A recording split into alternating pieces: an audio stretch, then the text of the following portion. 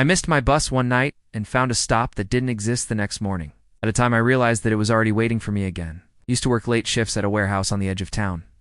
The bus ride home was long and mostly empty, but it was routine enough that I never thought twice about it. One night, after staying late to finish inventory, I clocked out just after midnight and hurried toward the usual stop. That's when I noticed the sign. It stood under a flickering streetlight about 50 yards past where the real bus stop was supposed to be. A simple metal pole. A faded bus icon.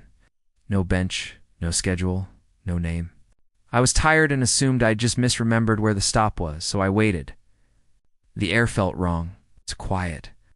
No insects, no distant cars, just the low hum of the streetlight and the sound of my own breathing. After a few minutes, headlights appeared down the road.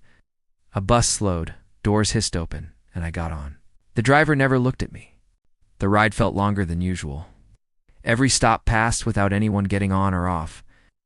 I tried to check my phone, but it had no signal, no time either. Just a blank screen. When I finally pulled the cord, the bus stopped abruptly. The doors opened onto my street. The next morning, on my walk back to work, I looked for that stop again. It wasn't there. No pole, no sign. Nothing but an unlit patch of sidewalk. I convinced myself I'd imagined it.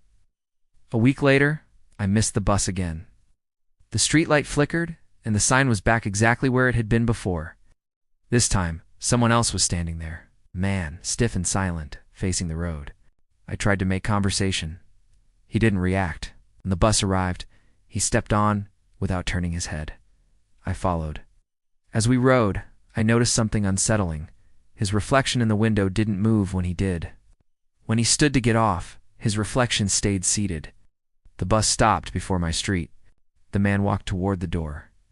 Just before stepping off, he turned and looked at me for the first time. His eyes were wide with panic.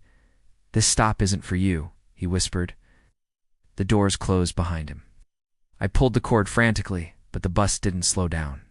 The driver finally spoke, his voice flat and distant. "Last ride.